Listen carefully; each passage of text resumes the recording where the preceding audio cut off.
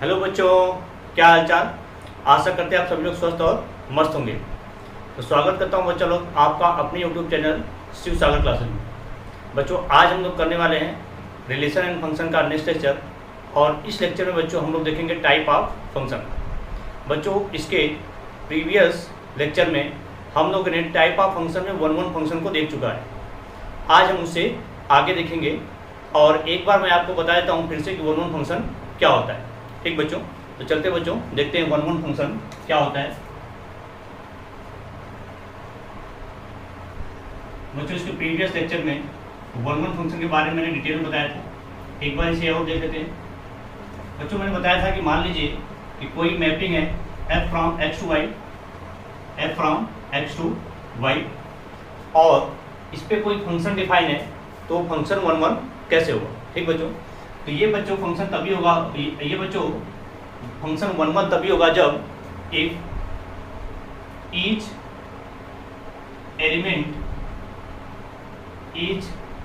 Element of set x having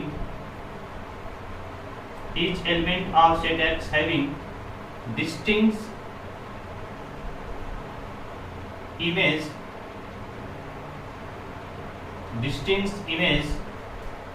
with the element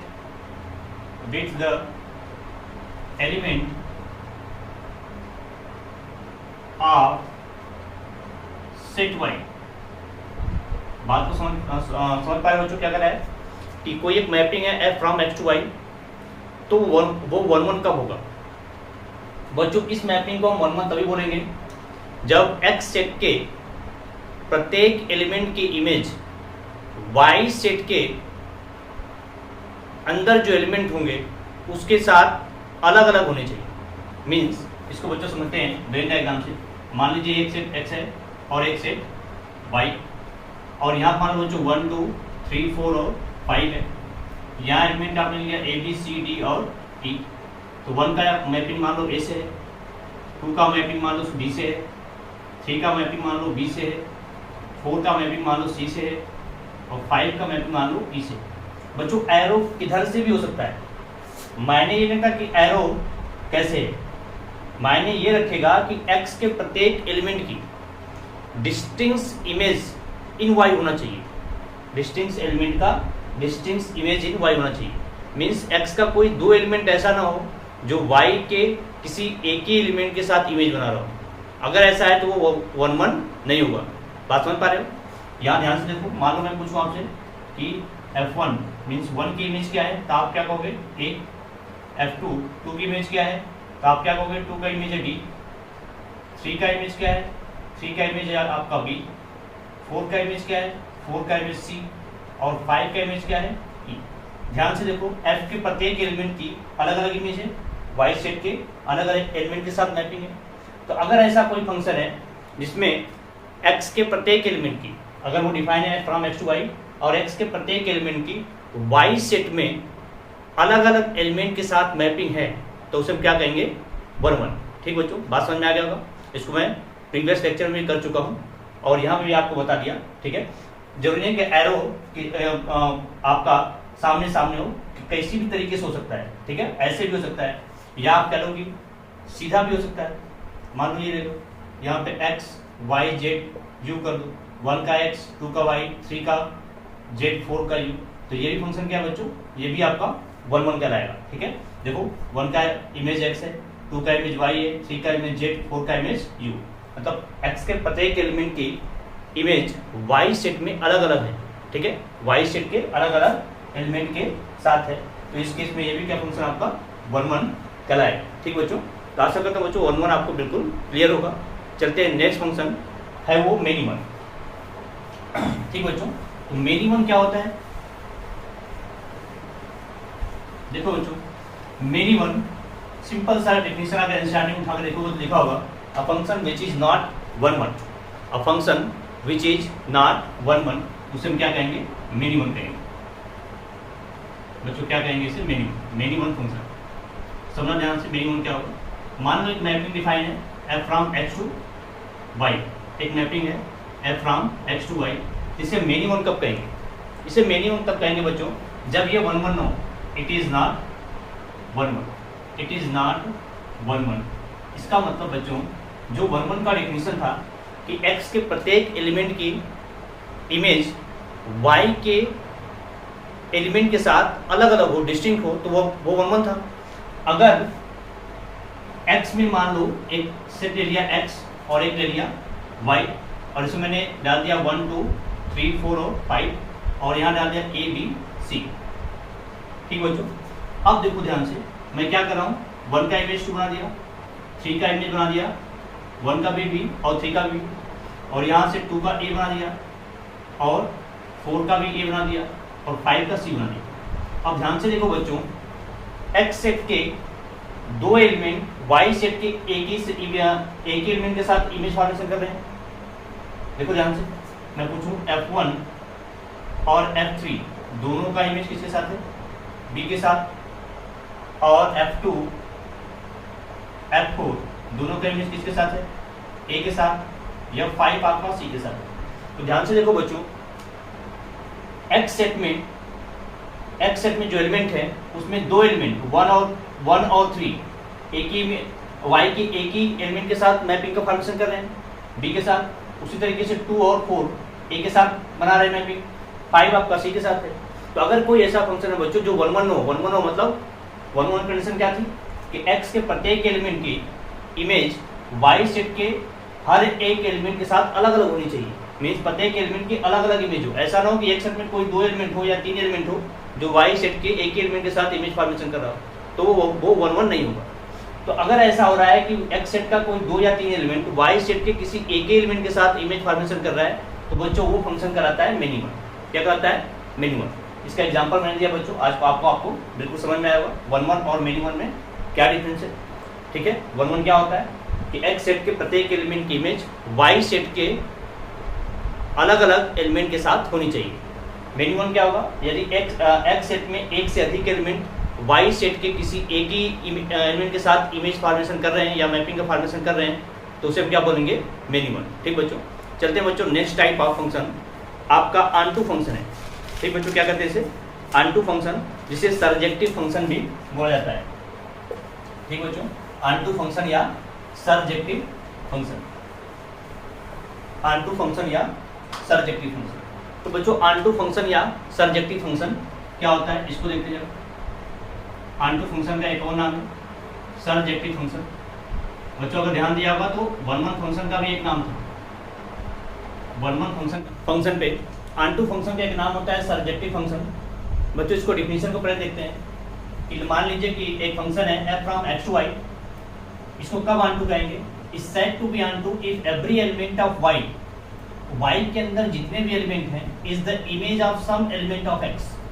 बात समझ आ रहा है कि y के अंदर जितने भी एलिमेंट होंगे वो इमेज होने चाहिए सम एलिमेंट ऑफ x। ध्यान देना, image of some element of x means y के प्रत्येक एलिमेंट x के किसी न किसी एलिमेंट के इमेज होने चाहिए।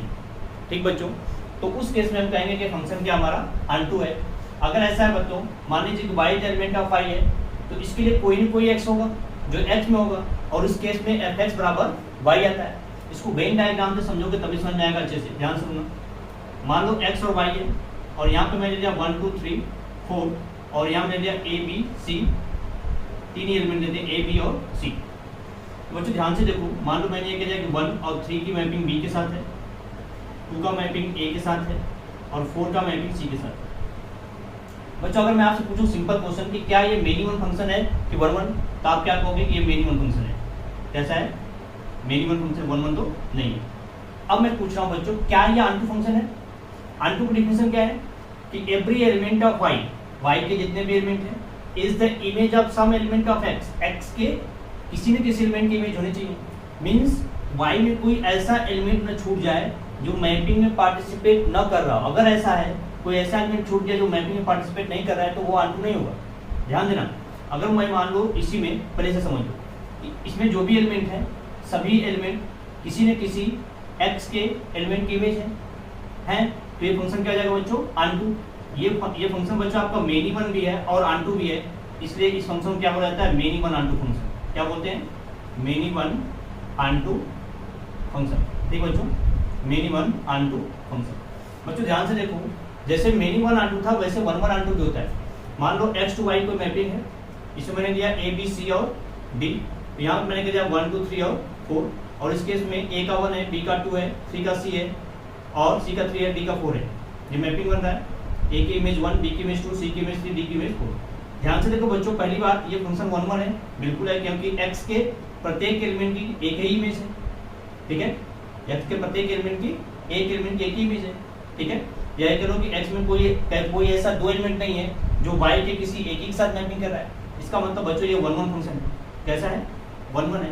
क्या ये बच्चों आंटू है? आंटू क्या कहता है कि y के प्रत्येक एलिमेंट, y में जितने भी एलिमेंट है वो x के किसी न किसी एलिमेंट की इमेज होनी चाहिए। तो बिल्कुल है बच्चों, ये आंटू भी है। मतलब ये बच्चों क्या बनेंगे, ये फंक्शन आपका बनेगा 1 1 आंटू। क्या बनेगा? 1 1 एंड आंटू फंक्शन। बात समझ में आया बच्चों? 1 1 एंड आंटू फंक्शन। ध्यान से देखो बच्चों, जब ये फंक्शन आंटू है उस टाइम पे कोडोमेन किसके इक्वल है? रेंज की। कोडोमेन क्या होता है बच्चों? सेकंड सेट देखो, रेंज क्या होता है? आउटपुट। अब देखो इतना इनपुट दिया, आउटपुट ये 3 एलिमेंट है, यही 3 एलिमेंट आपका कोडोमेन भी है, यही 3 एलिमेंट आपका क्या रेंज भी है। तो आंटू फंक्शन की खास बात होती है कि कोडोमेन किसके इक्वल होता है? रेंज की। यहाँ पे ध्यान से देखो, कोडोमेन में सेट बी 1 2 3 4, आउटपुट भी 1 2 3 4, मतलब यहाँ भी क्या लिख सकते हैं? कोडोमेन किसके इक्वल है? रेंज के equal. Codomain equal to range. ठीक बच्चों, तो आशा करता हूँ बच्चों ये आपका आंटू भी फंक्शन समझ में आया होगा। आंटू को सर्जेक्टिव भी बोलते हैं। आंटू को दो तरीके हो सकते हैं, मेनी वन आंटू और 1 1 आंटू। मेनी वन आंटू का क्या फंक्शन है कि फंक्शन मेनी वन हो और आंटू भी हो। 1 1 आंटू में क्या है कि वो फंक्शन 1 1 भी हो और आंटू भी। ठीक बच्चों, तो बच्चों बचा है एक और बचा है 1 1 आंटू, जिसको मैंने यहीं पर डिस्कस कर दिया। बच्चों ध्यान देना, यहाँ पे इस 1 1 आंटू फंक्शन को एक और नाम से जानते हैं, जिसे बोलते हैं बाइजेक्टिव फंक्शन। 1 1 आंटू फंक्शन क्या बोलते हैं? Bijective function. क्या बोलते हैं बच्चों? Bijective function. तो ये आप नाम ध्यान देना, 1 1 आंटू फंक्शन को बाइजेक्टिव फंक्शन भी बोलते हैं। ठीक बच्चों, 1 1 फंक्शन को इंजेक्टिव बोला गया था, ठीक है। मेनी वन फंक्शन का कोई स्पेशल नाम नहीं था। आंटू फंक्शन को सर्जेक्टिव बोला गया। 1 1 आंटू क्या बोला गया? बाइजेक्टिव फंक्शन, ठीक है, बाइजेक्टिव फंक्शन। सिमिलर में मेनी वन आंटू का कोई स्पेशल नाम नहीं है। ठीक बच्चों, ये टाइप ऑफ फंक्शन थे जिसको आपको ध्यान देना है और इसी को अप्लाई करना है। चलते हैं बच्चों नेक्स्ट, अब आपको देखते हैं एग्जाम्पल नंबर 7, एनसीईआरटी का एग्जाम्पल नंबर 7। ठीक बच्चों, इसको आप लोग स्क्रीन शॉट ले लीजिएगा। हम चलते हैं एग्जाम्पल नंबर 7। ठीक बच्चों, एग्जाम्पल नंबर 7 क्या है ये देखते हैं, इसके सॉल्यूशन को देखते हैं। एग्जाम्पल नंबर 7 क्या कहता है? देखो बच्चों, एग्जाम्पल नंबर 7 बहुत ही सिंपल सा क्वेश्चन है। कह रहा है मान लीजिए कोई सेट ए है, ए जो है सेट ऑफ ऑल बोल रखा है, set of all 50 student, set of all 50 students of class 10, of class 10 class के 50 स्टूडेंट का समय है और सेट है, और इस पे एक फंक्शन डिफाइन है f from A to N. बात समझना, N a set of natural number इस तरीके से डिफाइन है। एफ एक्स डिफाइन है roll number of student, roll number of students, roll number of students x है ना, roll number of student x means class 10 की बात किया होगा। जो रोल नंबर ऑफ स्टूडेंट है आप क्लास 10 लिखता हूँ, क्लास 10, ठीक है। क्लास 10 के सभी बच्चों का रोल नंबर की बात कर रहे हैं। कह रहे हैं शो करो ये फंक्शन 1 1 है लेकिन आंटू नहीं है। क्या शो करना है? ये फंक्शन आपका 1 1 है, बात समझना ध्यान से। ये फंक्शन आपका 1 1 तो है लेकिन आंटू नहीं। बहुत आसान था बच्चों, ये फंक्शन 1 1 देखने में लग रहा है। बात समझना बच्चों, ये कह रहा है कि जो ए सेट है f from A to N define है फंक्शन। इसको पहले वेन डायग्राम समझते हैं। ये मान लो ए है और ये आपका सेट ऑफ नेचुरल नंबर। कह रहा है कि ए में क्लास 10 के 50 स्टूडेंट हैं, तो 50 जो मान लो बच्चों राम श्याम घनश्याम जो भी नाम रखना आप रख लो, ठीक है। ऐसे करके 50 नाम है, 50 लोग हैं, ठीक है। 50 नाम है, कुछ भी मान लो, लास्ट वाले का नाम एन है, कुछ भी मान लो, ठीक है। अब कह रहा है कि जो आपका एन है ये क्या डिनोट करता है? रोल नंबर, 50 स्टूडेंट के रोल नंबर। अब मुझे बताओ 50 स्टूडेंट के रोल नंबर आप जब भी किसी बच्चों को दोगे तो एक बच्चे का रोल नंबर दूसरे से मैच तो करेगा नहीं, हर बच्चे का रोल नंबर अलग अलग होगा, हर बच्चे का रोल नंबर अलग अलग होगा। मान लो इनका रोल नंबर 10 है, इनका 11 है, इनका 15 है, इनका 17 है, इसी तरीके से आप कर रहे हो। और रोल नंबर उठाना कहाँ से? सेट ऑफ नेचुरल नंबर से। मीन्स उस 50 बच्चों को नेचुरल नंबर में से सिर्फ 50 नंबर ही तो अलॉट होगा। 50 जो बच्चों को रोल नंबर देना है वो 50 नंबर ही अलॉट होगा। और खास बात यह कि 50 बच्चों को मिलने वाला रोल नंबर क्या होगा? अलग अलग होगा। मीन्स कोई भी ऐसा नंबर नहीं होगा जो 50 के लिए सेम होगा, या ऐसा कहो कि 50 स्टूडेंट में कोई ऐसा स्टूडेंट नहीं है, या एक से अधिक कोई ऐसा स्टूडेंट नहीं है जो सेम रोल नंबर लेके बैठेंगे, क्योंकि रोल नंबर सबका अलग अलग होता है। अगर ऐसा है बच्चों तो क्या ये फंक्शन 1 नहीं हुआ? क्योंकि एक एलिमेंट के x के जितने भी एलिमेंट हैं, पहले सेट के जितने भी एलिमेंट हैं उन सभी के अलग अलग इमेज हैं, तो वो 1 1 है। ठीक है, वो क्या जाएगा? 1 1 हो जाएगा। तो यहाँ आपको लिखना पड़ेगा since all student of class 10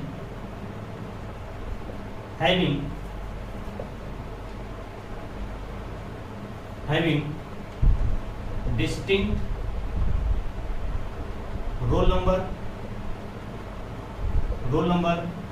which belongs to set of natural number। जो रोल नंबर है वो कहाँ से है? Set of natural number. ठीक बच्चों, ये सेट ऑफ नेचुरल नंबर से है और सबका अलग अलग है। Therefore fx is 1 1। सिंपल सा था, फंक्शन हमारा 1 1। बच्चों ये कह रहा है कि आंटू पूर्वकों की आंटू नहीं है, बिल्कुल आंटू नहीं होगा। रीजन, क्योंकि सेट ऑफ नेचुरल नंबर में सिर्फ 85 रोल नंबर तो 85 नंबर तो फिक्स हुए हैं, और सेट ऑफ नेचुरल नंबर में सिर्फ 50 नंबर तो होते नहीं हैं, बहुत सारे नंबर होते हैं। तो फार आंटू के लिए आप क्या लिखोगे? फार आंटू क्या लिखोगे? Since only 50 numbers is allotted as a roll number of student। सिर्फ 50 नंबर के लाभ क्या? इसका मतलब बच्चों इस केस में आप ये कह सकते हैं कोडोमेन जो है वो डज नॉट इक्वल टू क्या? रेंज के इक्वल। रेंज तो जो 50 नंबर आपने अलॉट किया वही मिलेगा, वही आउटपुट है। कोडोमेन तो पूरा सेट ऑफ नेचुरल नंबर है, तो codomain does not equal to range. इसका मतलब बच्चों fx is not onto, fx is not onto. ठीक बच्चों, बिल्कुल आसान सा एग्जांपल था। आपको समझना था कि क्लास 10 में 50 स्टूडेंट हैं, तो 50 स्टूडेंट के अलॉट होने वाला नंबर अलग अलग होगा, क्योंकि रोल नंबर तो किसी स्टूडेंट के एक जैसा होता नहीं है। दूसरा कि आप 50 रोल नंबर अलॉट किए, 50 अलग अलग है, तो फंक्शन हो गया आपका 1 1। आंटू के लिए क्या है कि set of natural number infinite number होते हैं, सभी पॉजिटिव इंटीजर। दूसरा इसमें सिर्फ 50 नंबर ही इंगेज हुए हैं, बाकी बहुत सारे नंबर बच गए हैं, तो इस केस में कोडोमेन और रेंज कभी इक्वल नहीं होंगे।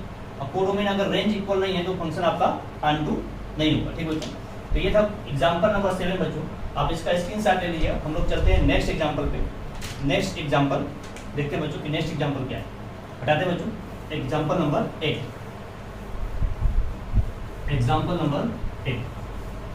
ठीक बच्चों, देखो एग्जाम्पल नंबर 8 क्या कहता है? एग्जाम्पल नंबर 8 कहता है बच्चों एक फंक्शन डिफाइन है natural number to natural number. ठीक है, एक फंक्शन डिफाइन है natural number to natural number, और इस तरीके से डिफाइन है fx इक्वल टू 2x। तो कह रहा है शो करो ये फंक्शन 1 1 तो है, ये फंक्शन आपका 1 1 तो है, लेकिन ये फंक्शन आंटू नहीं है। ठीक है, आंटू नहीं है। ठीक बच्चों, ये जो मैं सही करके लगा इसका मतलब यह है, और यहाँ जब वो मैंने क्रॉस किया इसका मतलब ये नहीं है। ठीक, तो आसान था बच्चों, इसमें कुछ होता नहीं है।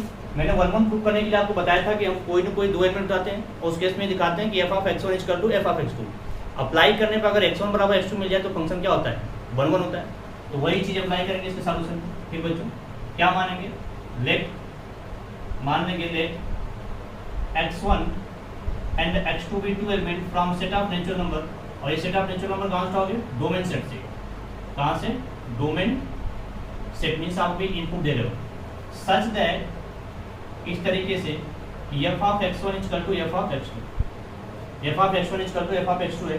ध्यान देना बच्चों, ये डिफिनीशन आप अप्लाई कहाँ करोगे? यहाँ पे जो फंक्शन डिफाइन है। f ऑफ x1 किसके इक्वल हो जाएगा? 2 of x1। f of x2 किसके इक्वल होगा? 2 ऑफ x2। बच्चों ध्यान से देखो, 2 से 2 कटेगा, x1 बराबर किसके इक्वल आएगा? x2 के इक्वल। इस केस में बच्चों आपका fx क्या है? fx is 1 1। ठीक है, बात समझ आई बच्चों? फंक्शन आपका 1 1 है। अब हमको दिखाना है बच्चों कि ये अनटू फंक्शन नहीं हुआ। ध्यान सुना बच्चों, ये अनटू क्यों नहीं है? देखो बच्चों, फार अनटू मान लो बच्चों मैं इसमें से उठाऊं, let 5 any element from natural number, लेकिन कहाँ से? ये जरूर दिखाएंगे, कोडोमेन सेट से। बताओ 5 मैंने उठाया कोडोमेन सेट से, या 5 ही नहीं, कोई भी आप ओड नंबर उठा लो, कोई भी ओड नंबर उठा लो, कहाँ से? कोडोमेन सेट से। तो क्या ये किसी का इमेज होगा डोमेन सेट का? क्या लिखोगे? This is not image of any element of domain set. Domain set के किसी भी एलिमेंट का इमेज है ही नहीं, डोमेन सेट के किसी भी एलिमेंट का इमेज नहीं है। इसका मतलब बच्चों कि कोडोमेन इस केस में जो does not equal to range, codomain range के इक्वल है ही नहीं। अगर कोडोमेन रेंज के इक्वल नहीं है बच्चों तो क्या है? फंक्शन अनटू होगा। This implies fx is not onto, fx is not onto. बच्चों इसको वेन डायग्राम से आप फील ले सकते हो, देखना ध्यान से। मैं यहाँ वेन डायग्राम से आपको फील ले रहा हूँ। यहाँ पे n है, यहाँ पे भी n है। ध्यान देना, जो भी इनपुट दोगे आउटपुट उसका दोगुना होकर आएगा। मीन्स यहाँ 1 दोगे तो यहाँ 2 आएगा। इस सेट में भी वही चीज़ है, 1 2 3 4 5 6 7 8 है ना, पूरा नेचुरल नंबर। यहाँ पे भी वही कहानी है ना। मैंने कहा 1 दोगे तो 2 मिलेगा, 2 दोगे 4 मिलेगा, 3 दोगे 6 मिलेगा, 4 दोगे 8 मिलेगा। तो ध्यान से देखो कि जो कोडोमेन सेट है उसमें जितने भी आपके कोड नंबर है 1 3 5 7 9, उन सबका वो सभी एलिमेंट डोमेन सेट के किसी भी एलिमेंट का इमेज नहीं है, किसी भी एलिमेंट का इमेज नहीं है। तो अगर ऐसा कहानी है तो 1 2 कहाँ होगा? 1 2 तो होगा नहीं। 1 1 तो है क्योंकि एक इमेज के एक ही एलिमेंट है, तो 1 1 तो है लेकिन 2 नहीं है। ठीक बच्चों, आशा करता हूँ बच्चों ये भी चीज़ें आपको क्लियर होंगी। बिल्कुल आसान सा एग्जाम्पल था। चलते हैं बच्चे नेक्स्ट एग्जाम्पल पे, आप लोग स्क्रीनशॉट ले सकते हैं। एग्जाम्पल नंबर 9 पे चलते हैं, देखते हैं वो क्या है। एग्जाम्पल नंबर 9 देखो बच्चों, एग्जाम्पल नंबर 9 क्या कहता है? एग्जाम्पल नंबर 9 है बच्चों, सेम क्वेश्चन है बच्चों, लेकिन ये अब की बार रियल नंबर में डिफाइन कर दिया। ये कह रहा है real number to real number है और fx बराबर 2x है। प्रूफ आपको वही करना है कि फंक्शन 1 1 और अनटू दोनों है, 1 1 और अनटू दोनों है। अब की बार आपको प्रूफ करना है कि फंक्शन 1 1 और अनटू दोनों है। ठीक बच्चों, तो इसलिए 1 1 अनटू होगा भी, इसमें कोई दोहरा भी नहीं है। इसको देखते हैं। ठीक है, सॉल्यूशन क्या लिखा जाएगा बच्चों? लेट दो एलिमेंट उठा लो x1 और x2, be the set of real number. कहाँ से? डोमेन सेट से। डोमेन सेट से आप उठा रहे हो such that f of x1 equal to f of x2। ये अप्लाई करो, f ऑफ x1 अप्लाई करो तो बच्चों डेफिनेशन ऑफ फंक्शन में बन जाएगा 2 ऑफ x1, ये बनेगा 2 ऑफ x2। 2 से 2 कैंसिल होगा, x1 बराबर क्या आ जाएगा? x2। अगर x1 बराबर x2 है बच्चों, ये fx क्या आ जाएगा आपका? This implies fx is 1 1, fx आपका 1 1 फंक्शन हो गया। बच्चों अनटू वर्क नहीं होगा। पिछले वाले क्वेश्चन में सेम क्वेश्चन था लेकिन ये चेंज था, natural number to natural number, तो वो अनटू नहीं था, लेकिन अब की बार अनटू होगा। ठीक बच्चों, रियल नंबर में चेक करते पहले। लेट मान लेते हैं बच्चों y be the elements of real number कहाँ से आ रहे हैं? डोमेन सेट से, सॉरी कोडोमेन सेट से, कोडोमेन सेट से। सच दैट fx बराबर y, fx बराबर y, fx क्या बच्चों? 2x, 2x equal to y, s बराबर क्या आ जाएगा? y by 2। ध्यान देना बच्चों, वहां पे भी ये चीज अप्लाई करते हैं, x बराबर y बाई 2 आता। लेकिन मुझे बताओ y बाई 2 क्या आपका नेचुरल नंबर में जाता? बिल्कुल नहीं जाता, y बाई 2 नेचुरल नंबर में नहीं जाता।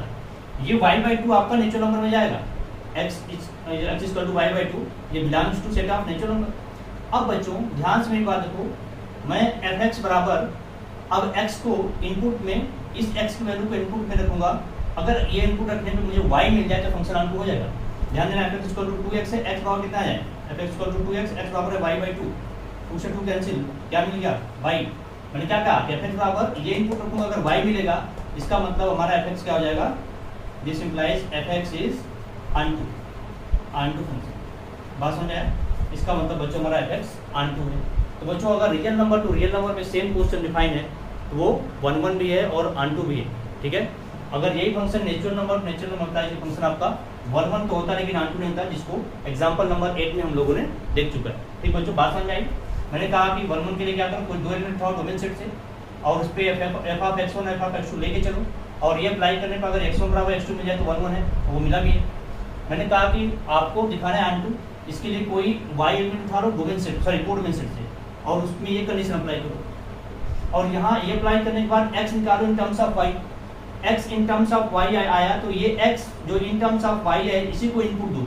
अगर यही इनपुट देने पर y बराबर मिल जाए, y आ जाए, इसका मतलब बच्चों प्रत्येक x के लिए कोई न कोई y होगा, या प्रत्येक y के लिए कोई न कोई x है, प्रत्येक y के लिए कोई न कोई x है। इसका मतलब बच्चों हमारा फंक्शन क्या है, ऑन टू है। ठीक बच्चों, तो हमारा फंक्शन 1 1 और ऑन टू दोनों है बच्चों। इस तरीके से एग्जाम्पल नंबर 9 भी कंप्लीट हुआ, इसका आप स्क्रीनशॉट ले सकते हो। चलते हैं नेक्स्ट एग्जाम्पल में। ठीक बच्चोबच्चों, देखते हैं नेक्स्ट एग्जाम्पल क्या है, एग्जाम्पल नंबर 10। एग्जाम्पल नंबर 10 क्या है बच्चों, एग्जाम्पल नंबर 10, एग्जाम्पल नंबर 10 ये भी आसान सा एग्जाम्पल बच्चों। एग्जाम्पल नंबर 10 में बोला है कि f of 1 equal to f of 2 equal to 1, और इस पे एक फंक्शन डिफाइन है f ऑफ x। अच्छा ध्यान देना, फंक्शन डिफाइन है natural number to natural number, f from n to n। ये फंक्शन डिफाइन है natural number to natural number, और f1 बराबर f2 equal to 1, fx equal to x minus 1, x minus 1 for every x is greater than 2। ये x is greater than 2 define है। कह रहा है जान टू बट नॉट 1 1। क्या प्रूव करना है, ये जो fx है आपका, कह रहा है ऑन टू तो है, ये प्रूव करो कि ऑन टू तो होगा ये, लेकिन 1 1 नहीं होगा। ये तो देखते ही लग रहा है कि 1 1 नहीं है। ठीक है, ये 1 1 देखते ही लग रहा है क्योंकि यहाँ ध्यान से देखो, दो एलिमेंट की कोई एक ही इमेज है, या x में कोई दो एलिमेंट है जो एक ही y के साथ एक ही y एलिमेंट के साथ इमेज फॉर्मेशन कर रहा है, तो 1 1 तो है नहीं। चेक कर लो, क्या लिखोगे, since f1 equal to for 1 1 के लिए आप जा रहे हो बच्चों, क्या लिखोगे, since f1 equal to f2 equal to 1। ध्यान से देखो, 1 और 2 दोनों की इमेज क्या है, 1 के साथ। इस तरह की कहानी है, तो क्या ये 1 1 है, नहीं ये तो मिनी 1, ये क्या है आपका मिनी 1।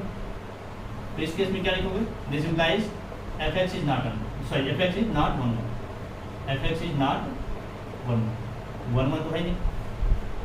और फार ऑन टू के लिए चेक करो बच्चों, क्या ये ऑन टू है, फार ऑन टू होगा क्या होगा, बिल्कुल होगा। ध्यान से देखो, ये क्या कह रहा है, fx ग्रेटर देन 2। ठीक, तो हम लेंगे बच्चों let y be the elements of set of natural number, और दिखा देंगे कहाँ से from codomain set such that fx equal to y, fx equal to y, fx क्या आपका x minus 1, x minus 1 equal to y। यहाँ से x का मान निकालो इन टर्म्स ऑफ y, कितना जाएगा, x equal to y plus 1। अब इसी x को उठा के रखो, इनपुट में दो इस वाले फंक्शन में। अगर इस x के इनपुट पे y मिल जाए तो हम कह पाएंगे क्या है हमारा आपका ऑन टू होगा। देखो y प्लस 1 माइनस 1, x की जगह क्या रखोगे, y प्लस 1 माइनस 1 से 1 कैंसिल, क्या आएगा, y आएगा। मीन्स fx बराबर y, दिस इम्प्लाई बच्चों fx क्या हो जाएगा आपका ऑन टू हो जाएगा, fx क्या आपका ऑन टू है। इसको आप बच्चों वेन डायग्राम से भी ले सकते हो। देखो ध्यान से, 1 और 2 की मैपिंग तो एक ही साथ है, ठीक है। 3 रखोगे तो 3, ध्यान से देखो, 3 के लिए क्या फंक्शन डिफाइन है, x माइनस 1, क्योंकि 3 ग्रेटर देन 2 है, उसके लिए डिफाइन है x माइनस 1। और 3 की मैपिंग किसके साथ आएगी, 2 के साथ। 4 रखोगे तो 4 के लिए क्या होगा, 4 माइनस 1, 3 के साथ आएगी। 5 रखोगे, 5 का आएगा 4 के साथ। बच्चों y के प्रत्येक एलिमेंट की कोई ना कोई इमेज होगी, क्योंकि इन्फिनाइट तक ये भी जाएगा, इन्फिनाइट तक ये भी जाएगा। तो y के प्रत्येक एलिमेंट x के किसी न किसी एलिमेंट के साथ इमेज फॉर्मेशन कर रहा है। तो अगर ऐसा है तो बच्चों फंक्शन क्या हो जाएगा, हमारा ऑन टू हो जाएगा। बिग मेथड मैंने बताया बच्चों, वेन डायग्राम से वो आपको समझाया, चीज़ें आपको समझ में आनी चाहिए। आशा करता हूँ समझ में आया भी होगा।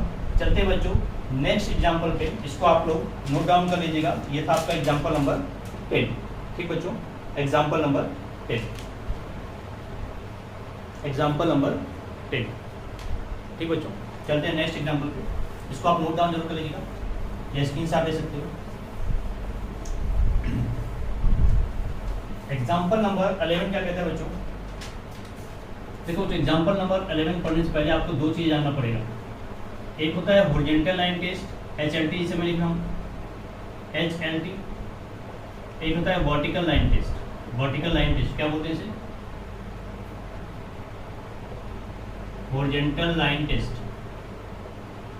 Horizontal line test. और एक होता है बच्चों vertical line test. Vertical line test. बच्चों हॉरिजॉन्टल लाइन टेस्ट होता है किसी फंक्शन को 1 1 है कि नहीं ये चेक करने के लिए। वर्टिकल लाइन टेस्ट होता है कोई फंक्शन है कि नहीं इसको चेक करने के लिए। ठीक बच्चों, कोई फंक्शन है कि नहीं इसको चेक करने के लिए क्या होगा? Vertical line test. और कोई फंक्शन 1 1 है कि नहीं ये चेक करने के लिए क्या होगा? Horizontal line test. मान लो बच्चों मैं जब आपको कहूँ कि एक फंक्शन है f x equal to mod of x. Mod of x. Mod of x का ग्राफ आपको पता है इस तरीके से बनता है। अब मैं पूछूं बच्चों ये फंक्शन 1 1 है कि नहीं, तो ये फंक्शन तो 1 1 होता नहीं। वैसे भी चेक करो हॉरिजॉन्टल लाइन, एक हॉरिजॉन्टल लाइन ड्रा करो। अगर हॉरिजॉन्टल लाइन इस ग्राफ को एक से अधिक जगह काटेगा तो फंक्शन 1 1 नहीं होगा। इसको चेक भी कर सकते हो। मान लीजिए ये आपका -1 है, ये आपका +1 है और ये मान लो y पे 1 है। x में ध्यान से देखो दो वैल्यू मिली +1 और -1, दोनों को y के एक ही इमेज के साथ एक ही एलिमेंट के साथ इमेज है +1 के साथ। ये फंक्शन क्या है आपका 1 1 नहीं है। ध्यान देना बच्चों अगर कोई फंक्शन है उसको हमको चेक करना है 1 1 है कि नहीं। अगर उसका ग्राफ दिया है या ग्राफ बना सकते तो क्या करो हॉरिजॉन्टल लाइन टेस्ट अप्लाई करो। हॉरिजॉन्टल लाइन टेस्ट अप्लाई करोगे हॉरिजॉन्टल लाइन खींचो, अगर वो हॉरिजॉन्टल लाइन उस ग्राफ को एक से अधिक जगह काटती है तो वो 1 1 फंक्शन नहीं हो। ठीक, मान लो बच्चों सर्कल दिया है और ये पूछे कि ये फंक्शन है कि नहीं, सर्कल आपका फंक्शन है कि नहीं। इसके लिए क्या अप्लाई करेंगे? वर्टिकल लाइन टेस्ट अप्लाई कर दो। वर्टिकल लाइन टेस्ट, एक वर्टिकल लाइन खींचो। अगर ये वर्टिकल लाइन एक से अधिक जगह इंटरसेक्ट करेगी तो फंक्शन नहीं होगा। ध्यान से देखो एक से अधिक जगह इंटरसेक्ट किया ये और ये, मान लो बच्चों ये +1 है और ये आपका -1 है और ये x पे मान लो 1 है। ध्यान से देखना अगर इसको मैं बाहर बनाऊँ तो x और ये y, x में सिर्फ एक वैल्यू है, देख रहे हो x में सिर्फ एक वैल्यू 1, y में दो वैल्यू +1 और -1। ये ध्यान देखो x से कैसी रे निकली है? डाइवर्जेंट रे। और जब मैं फंक्शन पढ़ा था तभी कह रहा था कि अगर पहले सेट से अगर डोमेन सेट से डाइवर्जेंट रे निकल रही है तो फंक्शन नहीं होता है। अगर डोमेन सेट से डाइवर्जेंट रे निकलती है तो फंक्शन नहीं होता है। कन्वर्जेंट रे निकलेगी तो फंक्शन होगा। तो ये रे कैसी है? डाइवर्जेंट रे। इसका मतलब ये फंक्शन नहीं है। ठीक बच्चों, ये मैंने बताया बच्चों इसलिए कि एग्जाम्पल नंबर 11 में एनसीईआरटी में इसका यूज किया गया है, तो इसको आप जानते रहोगे तो और अच्छे से समझ में आएगा। हॉरिजॉन्टल लाइन टेस्ट और vertical line test 1 1 function check करने के लिए हॉरिजॉन्टल अप्लाई करेंगे, फंक्शन है कि नहीं इसके लिए क्या चेक करेंगे? Vertical line test. ठीक बच्चों, आशा करता हूँ समझ आया होगा। अब चलते हैं मेन क्वेश्चन पे। ये क्वेश्चन क्या था आपका? Example number 11। देखो एग्जाम्पल नंबर 11 में क्वेश्चन दिया था, ये दिया था कि एक फंक्शन डिफाइन है real number to real number और फंक्शन है f x equal to x square. F x equal to x square. ठीक है, तो कह रहा है बच्चों प्रूव करो कि ये फंक्शन 1 1 और ऑन2 है ना, ये फंक्शन 1 1 और ऑन2 दोनों नहीं है। ये आपका एफ एक्स जो है, एफ एक्स आपका न तो 1 1 है और नहीं क्या है ऑन2। ठीक है, न तो 1 1 है और नहीं ऑन2। वो जो आसान सा है, ये real number to real number उठाना सोल्यूशन में इसको इजीली कर सकते हो। लेट देखो मान लो 1 और -1 उठा लो मैं कहाँ से?